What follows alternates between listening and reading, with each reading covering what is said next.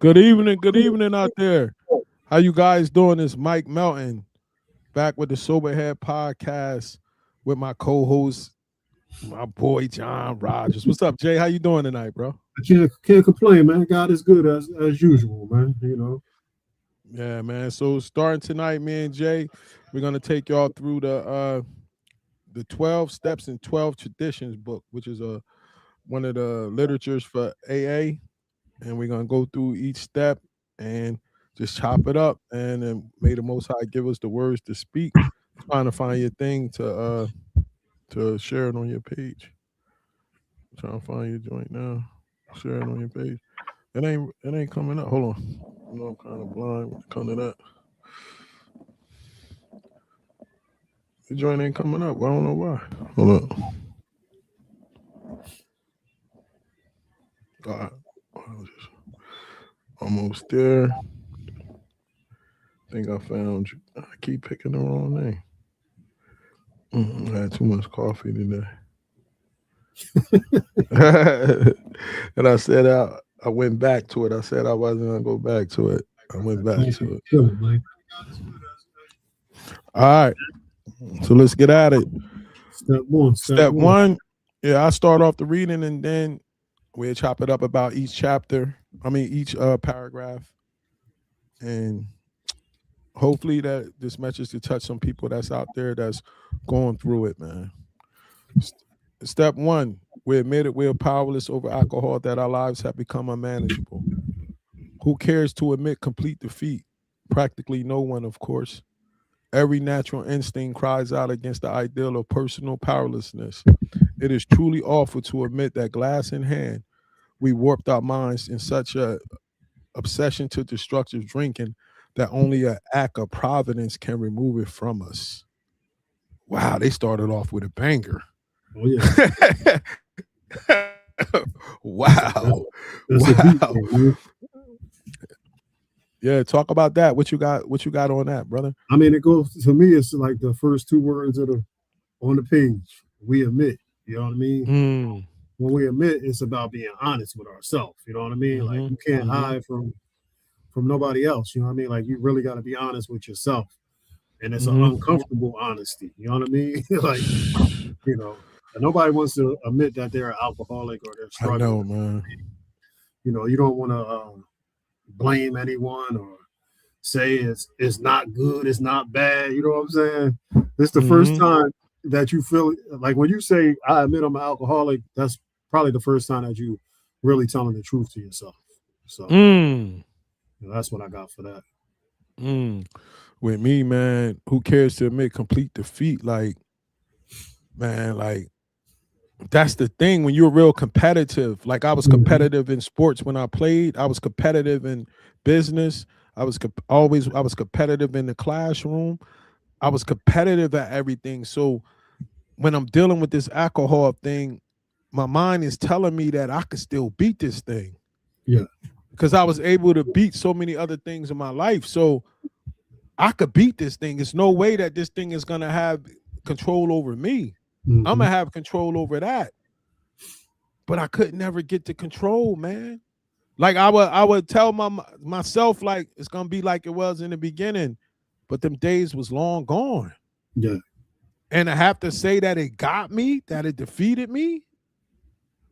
It was humbling, bro. Because as long as I had a little inch in my mind of saying I can still do this without the consequences, I'm going to try to do it. And then it got to the point to where I was so trapped in where only an act of providence can remove it. God had to come in because I was so deep. It wasn't no other way I was going to be able to get out. I tried every other way on my own, bro. I tried drinking. I'm all right. I'm just going to drink. What's that purple wine called? What's the purple wine called? I don't know, man. Nah, I never did the old dudes thing. I'm talking about by slowing down the drinking.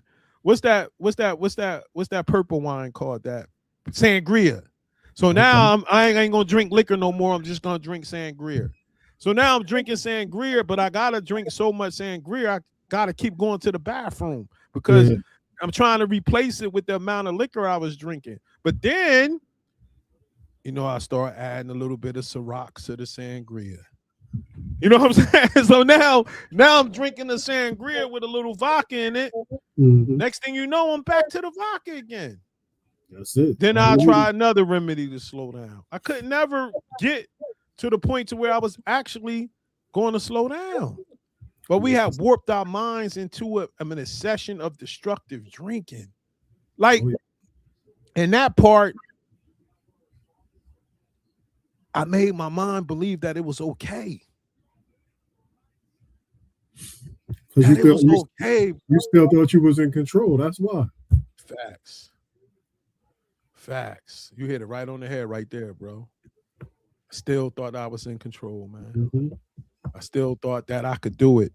I still thought it was going to be fun and it was going to be like it was before. And that's the part that traps us, because we still think that it's like that.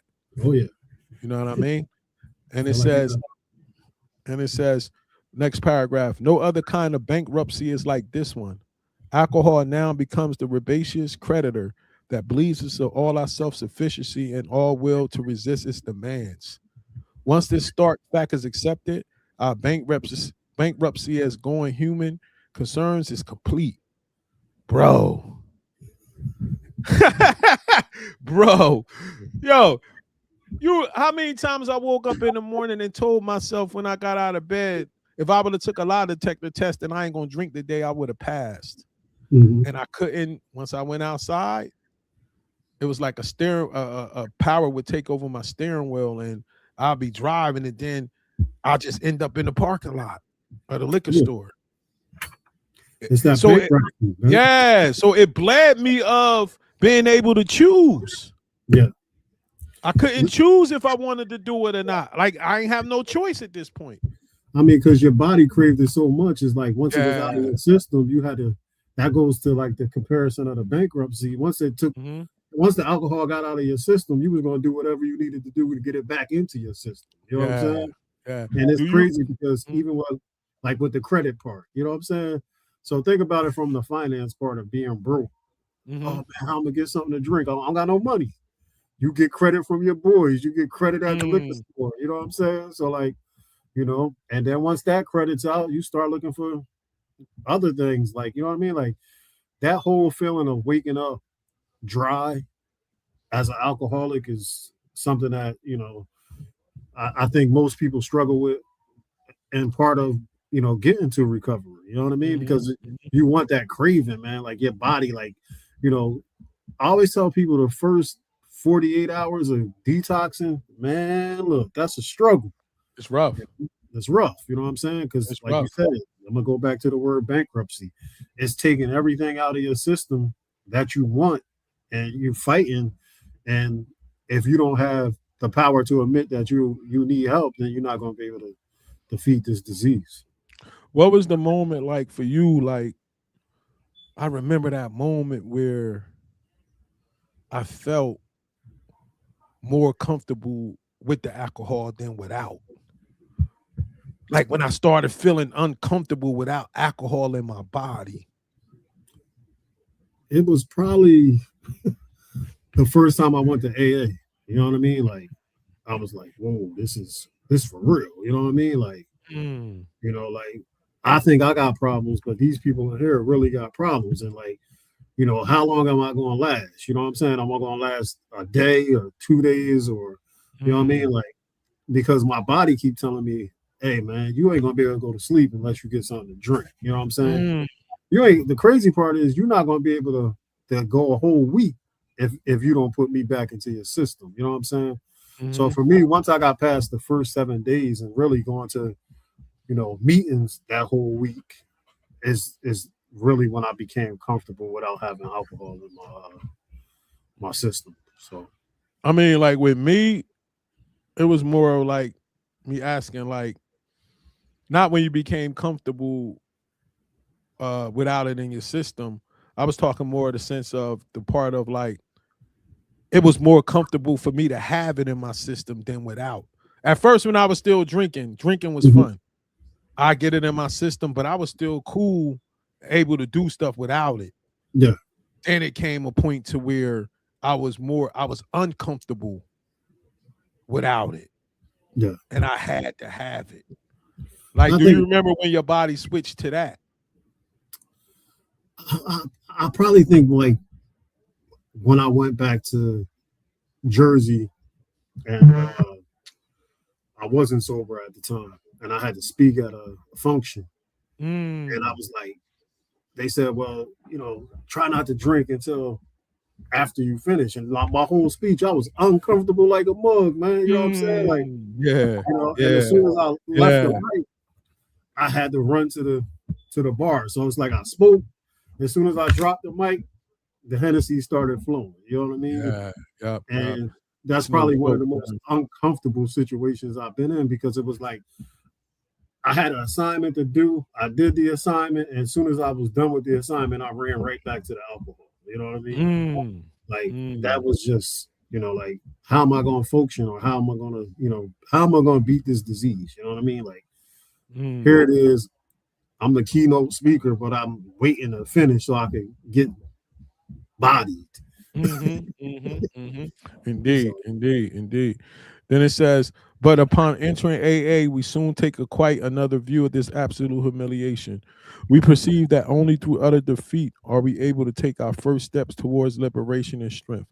Our missions of personal powerlessness finally turn out to be our firm bedrock upon which happy and powerful lives may be built. Man, when I think about the gift of desperation for that bottom, man. Yeah. I was in that basement in Trenton, man, Stuyvesant Avenue, and living down at the end of Stuyvesant. And went down to my basement and got on my knees and cried out, either God help me or take me, man. And so a night that I thought was the worst night of my life, one of the worst nights of my life, was actually one of the best nights because that's when it was over. That's when I surrendered. You know what I'm saying? And they talk about how we have to get to that point in order to be able to try to do this, because any way I thought that I could still keep digging a little more, I would have kept trying, man. Oh yeah. I would have kept trying, man. Just imagine how blessed we are that he gave us that gift of desperation. You know what I'm saying? Like, I don't take that for granted, bro. What you got on that? Crazy. I mean, you go back to like the powerless part, you know what I mean? Like, or as you say, the desperation for me, was living on the third floor, gated community, pool outside my balcony, looking over the balcony, like I'm about to jump off this balcony. You know what I mean? I just can't, I can't take it no more. You know what I'm saying? Like, I don't know what to do. You know what I mean? So it's funny because when you think about being powerless or desperate, it really doesn't mean weak for that moment. The powerless when you're dealing with alcohol is basically saying you cannot control your life once alcohol comes in the picture. You know what I'm saying? Facts. If I go back and think about some of the things and the decisions that I made while I was drinking, I had no control over that situation. You know what I'm saying? Like, the alcohol was always the one in control, whether I was being unfaithful to a female or, just, doing stuff I ain't have no business doing. That was the powerless. You know what I mean? And when I started, I used to be like, yo, man, all I need is, all right, I'm going to slow down. I'm going to have one drink. You know what I'm saying? That was my mindset. I'm going to have one drink turn into a 12 pack. You know what I mean? Facts. I'm going to have one shot. You know what I mean? One shot turn into a bottle. You know what I mean? I'm going to only drink on Monday. Monday turned into Monday, Wednesday, Friday. You know what I'm saying? Monday, Wednesday, Friday turned into drinking every day again. You know what I mean? So like that powerlessness of not being in control of alcohol, man, is, that's when I think I really hit rock bottom and said, I got to get this together, man. Next paragraph. We know that little good can come to any alcoholic who joins AA unless he's first accepted his devastating weakness and all its consequences. Until he so humbles himself, his sobriety, if any, will be precarious. Of real happiness, he will find none at all. Proved beyond doubt by an immense experience, this is the facts of the AA life. The principle that we shall find no enduring strength until we first admit complete defeat is the main taproot of which our whole society has sprung and flowered.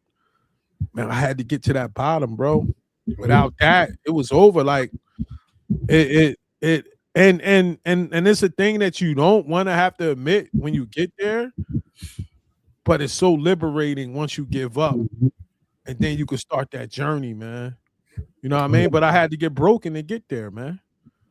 I had to get broken. So you could either comment on that, or you could pick up reading on the next paragraph. Well, I'm gonna comment on that because people don't understand what broken. Some people might not understand what broken means to an alcoholic. You know what I mean? Like, when I hit rock bottom, like my relationship was going through it. You know, whether I was with my wife, my kids. You know what I mean? You know, you think about the health issues. You know what I'm saying? Like your high blood pressure, the doctor telling you stop drinking, but you still drinking anyway. You know what I mean? The amount of money that you're starting to actually invest in this alcohol. You know what I mean? Like you get paid on Friday, you like, oh, well, I got $300 missing on Saturday because you've been out drinking $300. You know what I'm saying?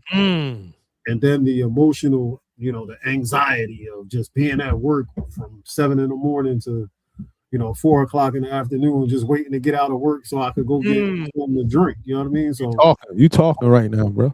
That's when, you know, you really hit rock bottom. You know what I'm saying? When all you thinking about, the first thing you think about is alcohol when you wake up. The last thing you think about is drinking when you go to sleep.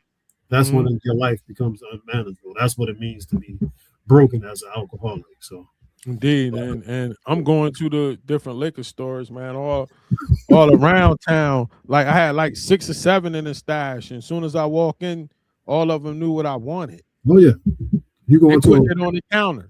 Yeah, you go on the bar, your drink's already lined up. Your Corona, your Corona, your Corona, your Hennessy, and your napkins for your Black and Miles is right there. You always coming at my Black and Miles, yo.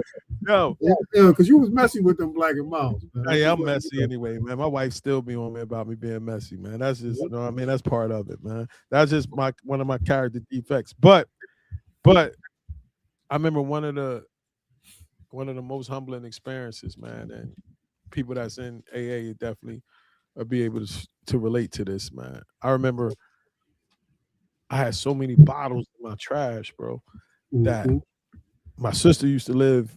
Well, I lived out in Stuyvesant, was at the end near Ewing, and my sister lived in a complex around Ewing, and I used to take the garbage to her dumpster to throw the things away because I ain't want the trash people knowing how many bottles I had in how much I was drinking. You know what I'm saying? Like, so I used to go around to the complex and throw the stuff in their dumpster because I didn't want the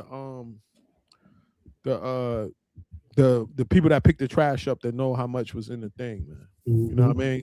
And that's how deep it get, man. Oh yeah. You know what I'm saying? That's how deep it get. And but in our mind is so warped, like it said, we don't see nothing wrong with that. No, something wrong with you if you act, you know what I'm saying? At that time, you don't drink, you crazy, man. You don't drink. You know what I'm saying? Like, it's crazy. Yeah, so you can pick up. Go ahead. Okay. When we first challenged to admit defeat, most of us revolt. Then we had been told that so far as alcohol is concerned, self-confidence was no good, whatever. In fact, it was a total liability. Our sponsors declared that we were the victims of a mental obsession so subduedly, powerfully, that no amount of human willpower could break it. There was, they said, no such thing as the personal conquest of this compulsion by unaided will, relentlessly deepening our dilemma. Our sponsors pointed out our increasing sensitivities to alcohol and allergy that caused it. The tyrant alcohol wielded a double-edged sword over us. First, we were smitten by an insane urge that condemned us to go on drinking. And then by an allergy of the body that ensure we would ultimately destroy ourselves in the process. Few indeed were those who so assailed had ever won through in single-handed combat. It was a statistical fact that alcoholics almost never recovered on their own resources. And this is and this had been true apparently ever since man had first crushed grapes. Wow. Woo. Whoa. What you got for that, bro? Man, they said a lot, bro. That fake willpower thing, man. Oh yeah. Like I said in the beginning, having that arrogance to really think that you could conquer anything. Like, I'm good. Yo, you should slow down a little bit. I'm good, man. I could stop if I really wanted to stop. That's what I used to tell myself. You know what I mean? But then I couldn't stop to really put days together. I remember I was scared to go to the doctor because I was like, yo, I know they're gonna probably say something wrong with me, my liver or something like that. It probably wasn't nothing wrong, but you know what the alcohol do to your mind. So I psyched myself out to think that, all right, I'm gonna make an appointment for a week from now. So say it's Thursday. I call and make an appointment for next Thursday. Now, because you know I'm retired at this time, so I could go to doctors like any time of the day. My mind tells me I'm gonna not drink until next Thursday. So when I get to the doctor, he'd give me a good report, and then I could just go back to drinking. But the problem was I couldn't make it to next Thursday. I couldn't even get a day in. So then by the time next Thursday come and it's time for the appointment, I schedule it for the next Thursday. I kept telling myself, you were trying to beat the doctor. Yeah, but I couldn't never get no days in to start the process. You know what I'm saying? So that self-will thinking I could do it on my own never will work. Yeah. Because I couldn't do it. Once I had to have it, and I would make any excuse to actually put the alcohol in my body. Oh yeah. You know what I mean? I would make any excuse, man. You know what I mean? So that part and the double-edged sword, man. The insane urge to go on drinking, knowing what it's doing to me. Let me ask you this question. So like that I think that's the part where I don't know how you felt after you got sober, just knowing that the damage that you could have been doing to your body leading up to, trying to beat the doctor by, like for me, I'll give you the perfect example. I was on blood pressure medicine and I would drink and my blood pressure would be high. I'll take the medicine and the blood pressure go down and I start drinking more. Like, okay, all I got to do is take the medicine no matter what. Yeah. My pressure going to be all right. You know what I mean? Not realizing, the ultimate damage that could be done. Like, so what was that moment when you realized that, this is taking an effect on my health? I didn't. Listen, what happened was, see, you got to remember, I'm going through this situation when this is going on. That's all I'm thinking about. Yeah. I'm not thinking about no health. I'm not thinking about like high blood pressure and how big I'm getting and this and that. I'm not thinking about none of that, bro. All I'm thinking about is, first, am I going to jail? And secondly, am I going to mess this trial up? Yeah. What am I going to say when I get on this stand? Those two things consume my life to the point of I just wanted to escape the reality of dealing with that. So I wasn't thinking about none of that other stuff. My ex-wife used to suggest me going to the doctor. Me, I just wanted to escape every day because I didn't know if they was going to be coming to knock on the door. Yeah. You get what I'm saying? So now once I got sober, then I started having to play catch up. And then my friends started passing away. Yeah. Remember, I got sober right before COVID. So I thank the Most High that I got sober April 2019, my sober day, April 1st. COVID came 2020. So I thank the Most High that he got me sober before that came, because if I would have been trapped in a base in a house and the only thing was open was the liquor store, I might not be here, bro. And that's thank the Most High for that. You know what I mean? So you get what I'm saying? Like I was spiraling. I had the shakes at the end.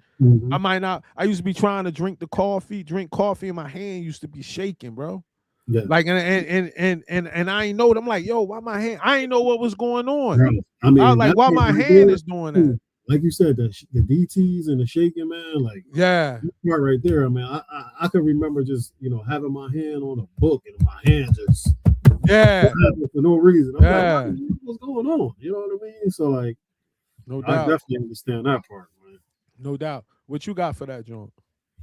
I mean, for me, it's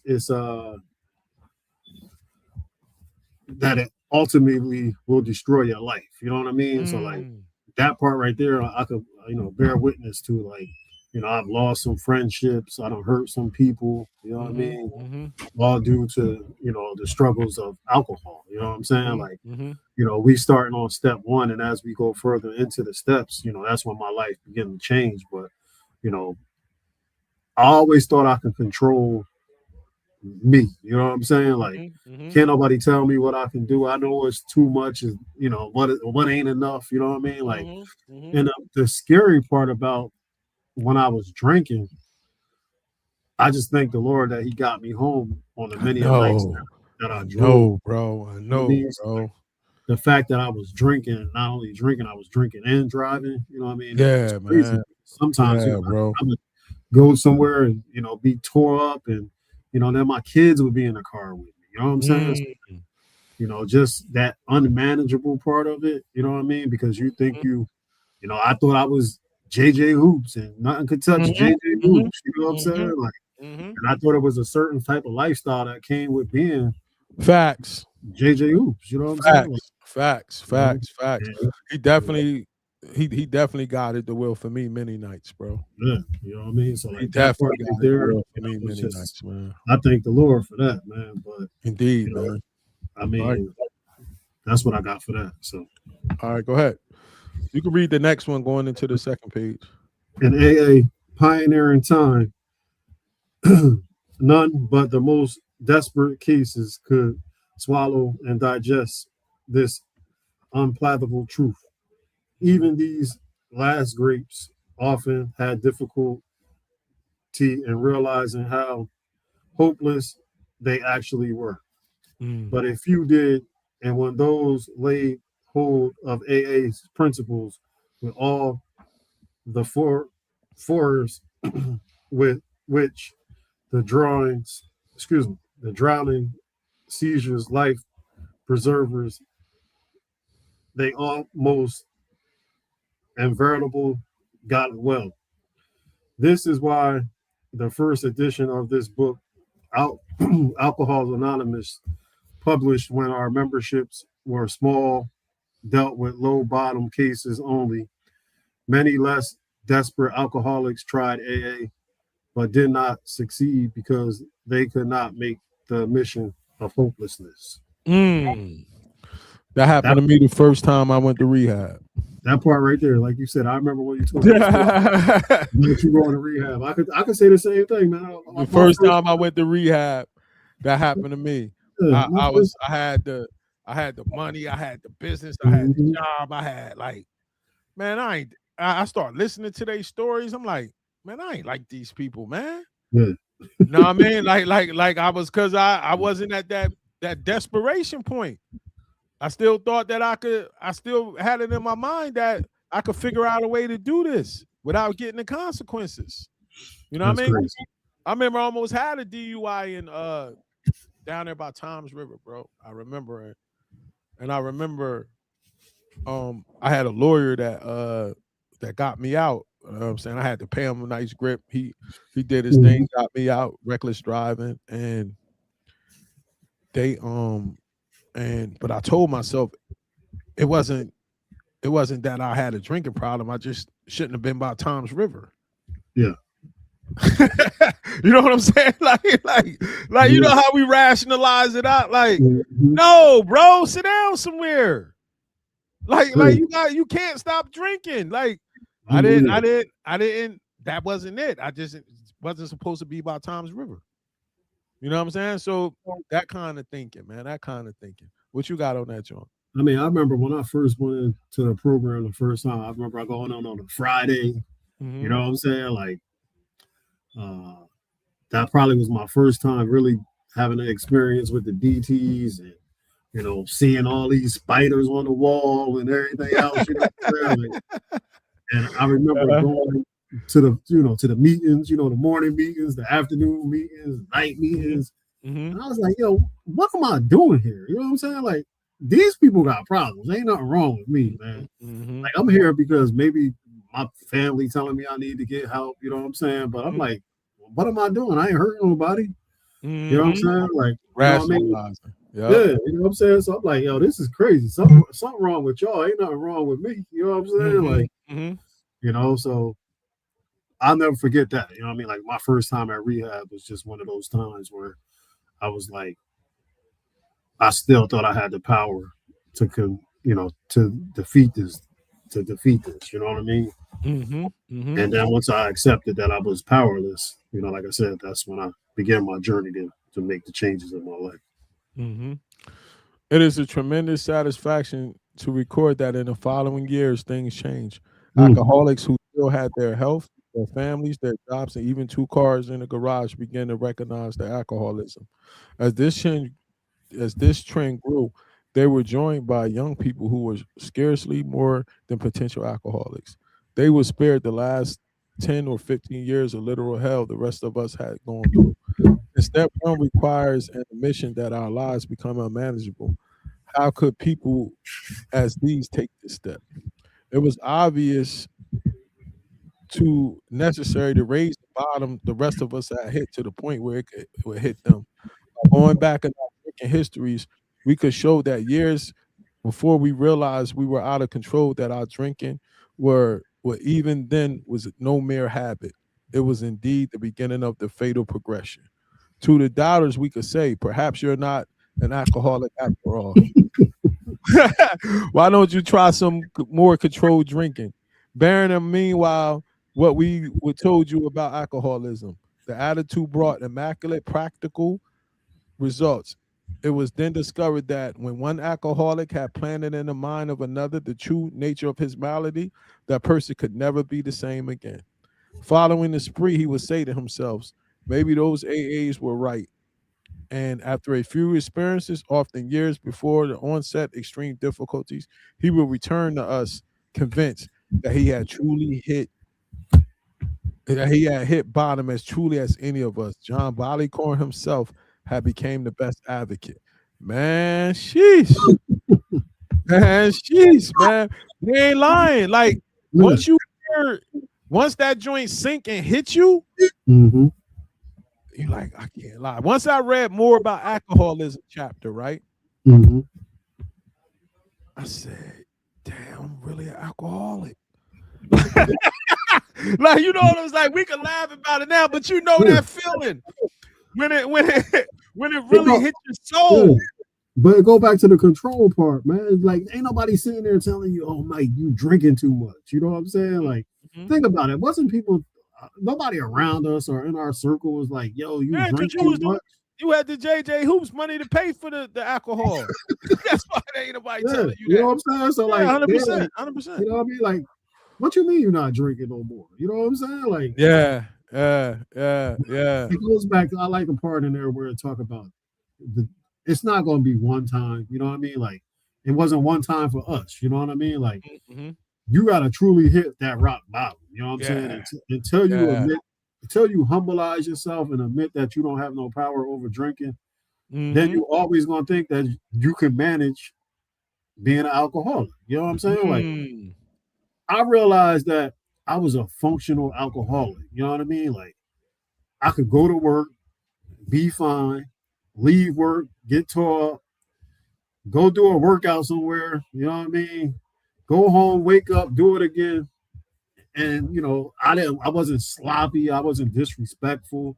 You know what I'm saying? Like I was still being, JJ. You know what I'm saying? So like you think you control that monster, not realizing that monster is causing more problems than what you think it is. You know what I'm saying?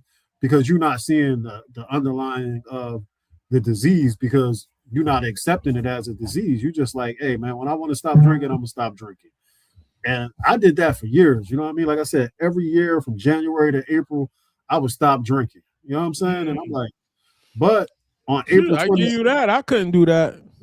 But the crazy part is on April 22nd, I would go from January to the months I missed from January, I would make that up in 1 week. You know what I mean?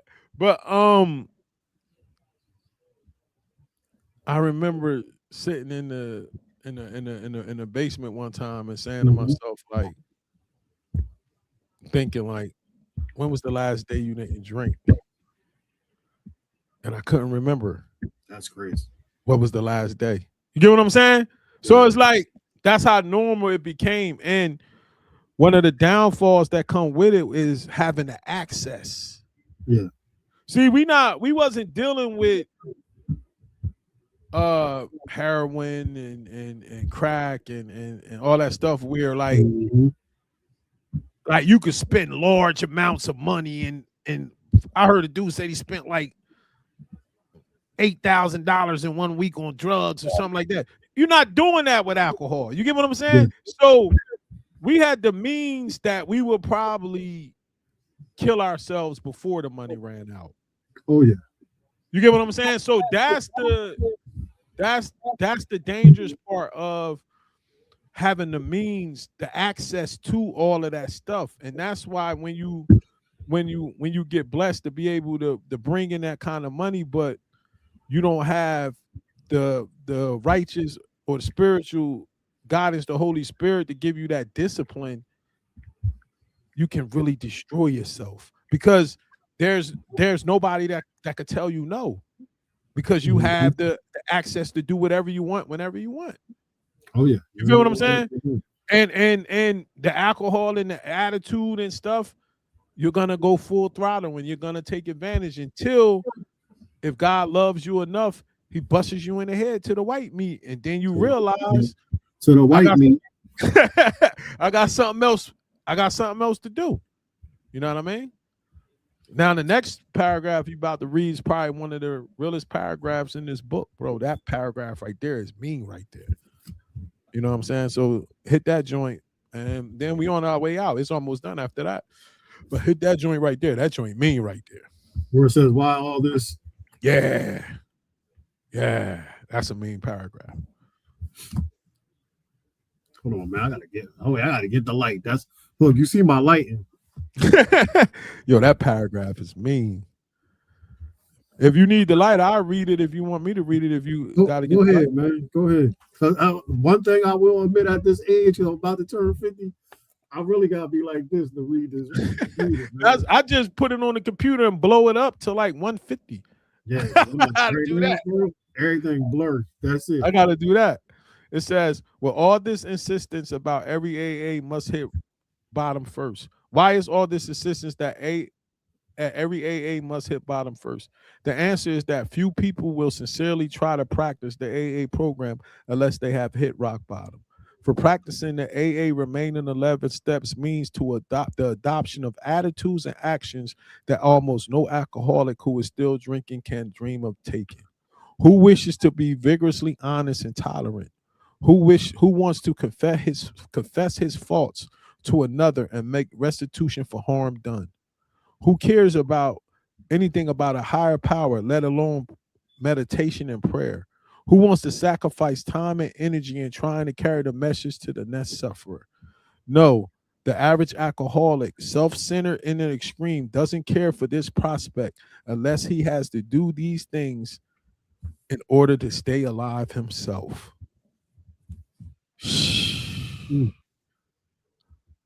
All I'm going to say with that is, bro, when I thought I was about to die, when I went to that rehab, that's why I was willing to do them steps in rehab. Because what they just did was went through the steps.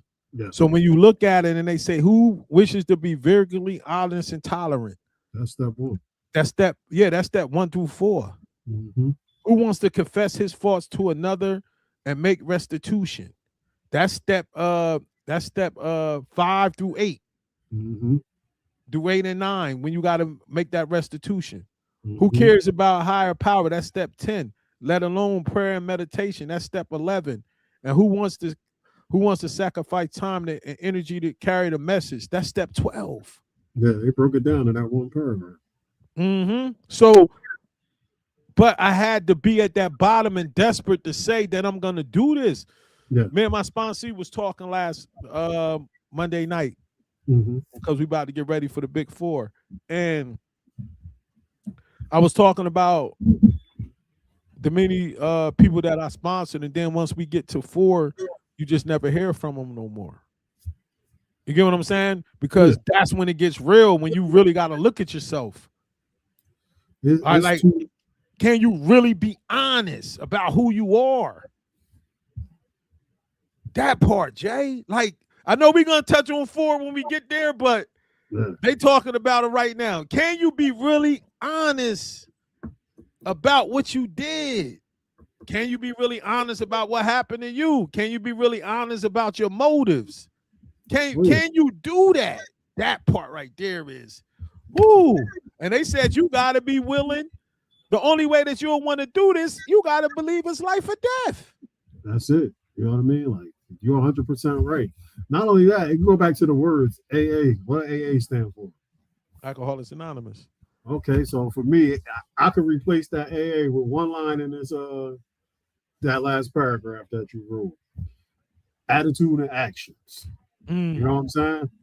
If you got the attitude like you can do everything by yourself, right? You're not going to get better. You know what I'm saying? But if you got the attitude like, yo, man, I can't control this. I need some help.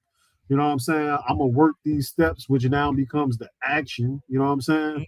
You know, I got the attitude that I want to change, and now I'm doing the action of working the steps.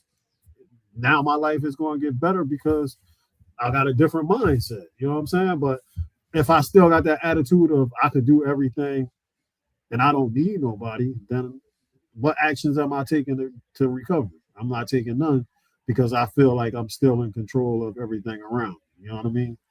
Like, you know what a blessing it was for me to have, that I had the opportunity to actually do the steps at the rehab. Yeah. Because I was scared and I was desperate. So I was willing to do whatever my sponsor told me to do in Florida. And I say that to say, if I would have came home and let's say I would have got 6 months or I would have got a year sober, I don't know if I would have been diligent to really be willing to confess everything to somebody. Because I would have told myself I got a year already. Yeah. I mean, you understand what I'm saying? I get that. I get definitely from being in that environment. For me, it was being in the South. You know what I mean? Like being the only Black person in that meeting.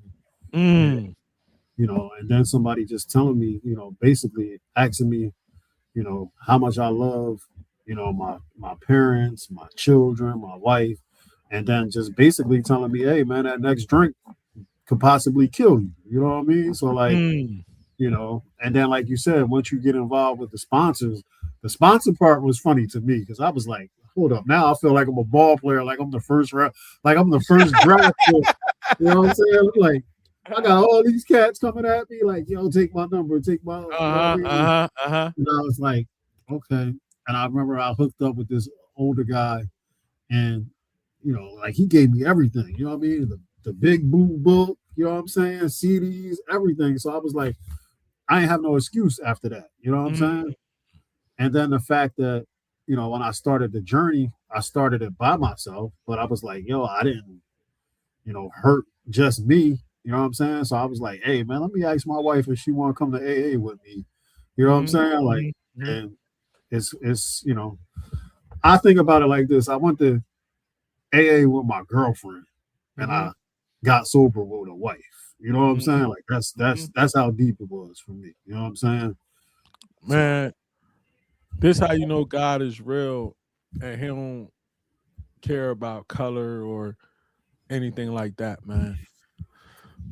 The person that took me through the steps and helped me get my spiritual awakening was a young white man that I probably would have walked past every day and never thought that we would have anything in common. Mm-hmm. That's let you know how spiritual this thing is. This person I probably wouldn't have even had no kind of conversation with, or anything. You get what I'm saying? But when he looked me in my eyes, when I asked him why the other people was quitting, and he looked me in my eyes and said, "Do you want to feel better? You got to do it.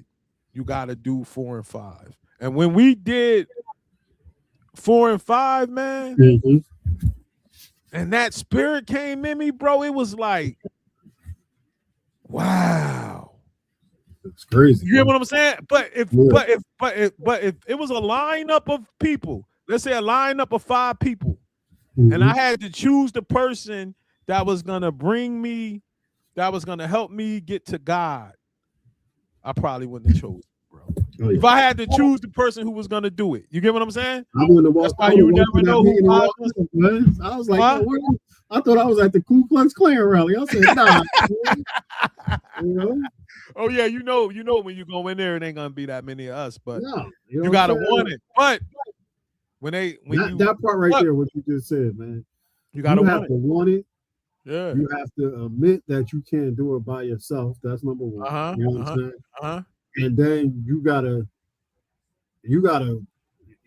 go after it just like you was going after the alcohol. You know what I'm saying? Like, and when you close your eyes, especially at some meetings, and just listen to people talk, you see yourself. Like, he sounds just like me.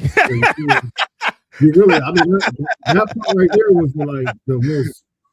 I was like you said. So that's when it becomes universal, and you can't. Really you can't put a race or we still go to meetings and it's John alcoholic. You know what I'm saying?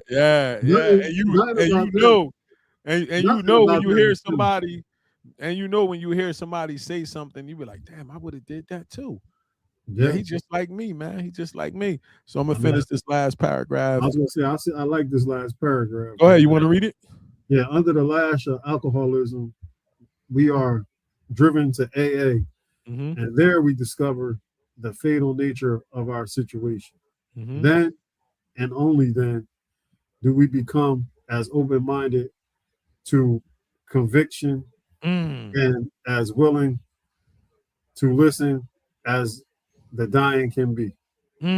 We stand ready to do anything. Let me sound like one of them preachers now. We stand ready to do anything which will lift the mirrorless obsession from us. That joint, that's when you hit that point when you know how they say when you drowning, you'll even reach for razor blades. That's where you at when you get to that point. Like, I'll do anything to feel better, man. Oh yeah, I mean, I'm struggling with that right now. You know what I mean? Like, I tell my wife all the time. I said it was a point for me. Like, yo, I always had 20/20 vision, man, and I could see the smallest letter from 10 yards, 15 yards away. So now to just be like, you know what I'm saying? Like, the struggle with the part of getting. If you can see how big my letters is on the screen, if I share the screen, you're gonna see my letters on this joint big. So I go and I got the glasses on. So in order for me to read what you're reading, I would have to take the glasses off. I mean, it gets to the point where I gotta pick everything up on my phone. It's like if somebody texts me, I'm like, what I gotta do? You know what I'm saying? And that's something that I learned, like that surrender. Just one of my favorite songs is "I Give Myself Away So You Can Use Me." You know what I'm saying? Like, so as you were reading the paragraph prior, just see how they really threw every step from 1 to 12 in that paragraph. 100%. That was deep. That was really deep. Why, now you see why I said that's one of my favorite joints in the book. That one right there was like, to let you know, like, oh wait, that was a chat GPT. Give it to me in 30 words or less. You know what I'm saying? You ain't broken, you ain't gonna want to do all this. But the best part is, and I hope people understand this, and our attitude and our mindset is once we went through the step, the final step is the best step. You know what I mean? Like, it's your job to spread this good news. You know what I'm saying? And sometimes people ain't gonna like it. Some people ain't gonna accept it. But I'm not gonna stop doing what I'm doing because this is what God has called me to do. You know what I mean? Like I said, I always could get anybody to do something on the basketball court. You know what I'm saying? Like I said, God gave me that gift, and it was a gift and a curse. Like I would see something before it happened. You know what I'm saying? Like, or I'll never forget, I was coaching in West Virginia, and a college coach came up to me after the game, and he was like, "Yo, you screaming your kid's name the whole game. You telling them to go back door. You telling them to do this. You think the defense will pick up on it?" You know what I'm saying? And they never did. You know what I'm saying? So if I kept saying, "Pass the ball to Mike," 10 minutes later, whoever playing Mike should know who Mike is. You know what I'm saying? But they're not paying attention. So the mindset for me was like the same thing. I'm going to keep talking about the will of God. I'm going to talk about the importance of, being sober. I'm going to talk about, getting to meetings. And if you do the steps, you got to pour into somebody else. You know what I mean? Like facts. I used to always tell you my sobriety ain't about me. You know what I'm saying? So me going through the steps of my sponsee now was taking me through it again. And I'm reading that stuff and it's pouring in, man. Like one of the things I say, like when you actually working with people in this process and you see them putting that work in, man, it just, you see like the Most High just working, man. You get what I'm saying? When you see people that's actually sober now and you like, look at God, man. Oh yeah. You know what I mean? And just trying to be a testimony for them to see that he could take you from this point to that point. And understand that this is what he called us to do. Oh yeah. Like this is what he called us to do, man. You know what I'm saying? So next week we're gonna hit step 2. You know what I mean? So our prayers out on this joint. Father, thank you for bringing us on tonight, Father. And we pray that this message touch somebody out there that's really, really struggling, Father. Or somebody in their family that could give them this session, Father. If it's your will, just have them people reach out to us in our DMs, Father, if they need any help, Father. All these blessings we ask in your son, Yeshua, how much in our name we pray. Amen. All right, my brother. All right, man. Tell the wife I said what's up, man. You as well, bro. All right, no doubt, bro. I'll see you next week. All right? Yep. All right, no doubt. Another episode of Soberheadz podcast. That was step 1. Next week, check in as we go into step 2. Came to believe that a power greater than ourselves could restore us to sanity. We were insane and we needed God to restore our sanity. So tune in next week as we go to step 2. This is Mike. Enjoy the rest of your night. Shalom.